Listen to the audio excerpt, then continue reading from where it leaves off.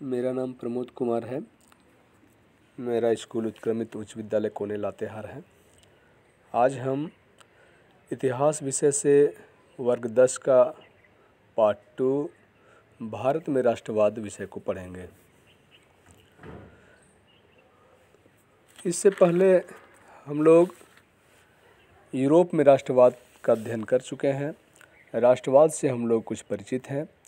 फिर भी राष्ट्रवाद क्या है ये हम लोग यहाँ पर और जानने का प्रयास करेंगे। राष्ट्रवाद लोगों के समूह की उस आस्था का नाम है जिसके तहत वे खुद को साझा इतिहास, परंपरा, भाषा, जातीयता और संस्कृति के आधार पर एकजुट मानते हैं।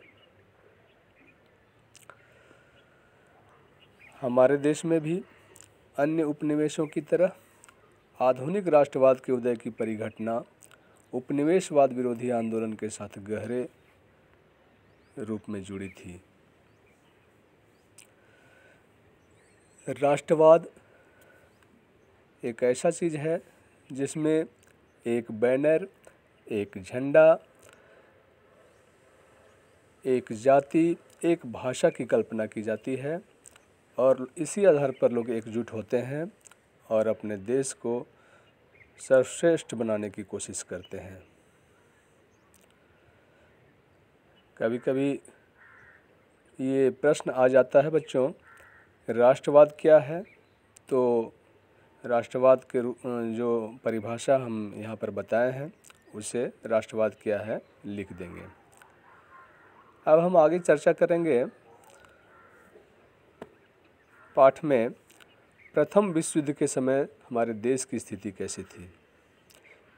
चूँकि राष्ट्रवादी आंदोलन अंग्रेज़ों के आगमन के साथ ही शुरू हो चुका था और यह आंदोलन तब तक चला था जब तक हमारा देश स्वतंत्र नहीं हो चुका था। इस पाठ में हम 20वीं सदी के 1920 के आसपास से आगे की ओर पढ़ेंगे। प्रथम विश्व युद्ध जो 1914 ईस्वी से लेकर 1918 ईस्वी तक चला था,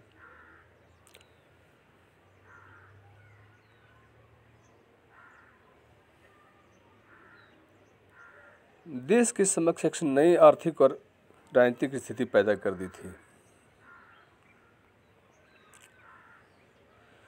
युद्ध के नाम पर कर्ज लिए गए और करों में वृद्धि की गई।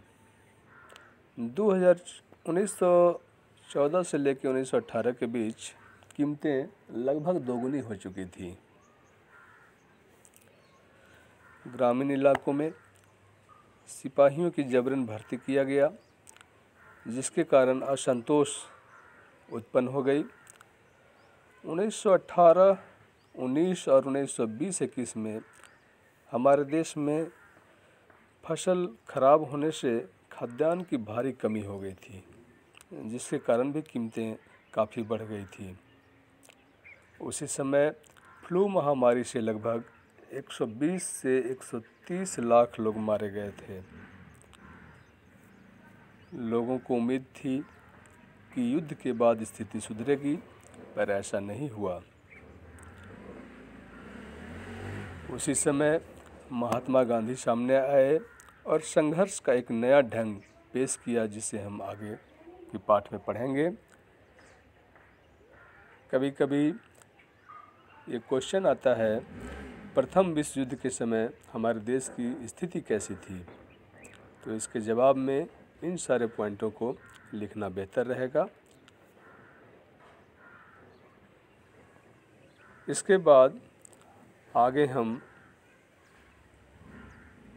रॉलेट एक्ट, सत्याग्रह, खिलाफत आंदोलन, असहयोग आंदोलन और सविनय अवज्ञा आंदोलन के विषय में जानकारी हासिल करेंगे। तब तक के लिए धन्यवाद।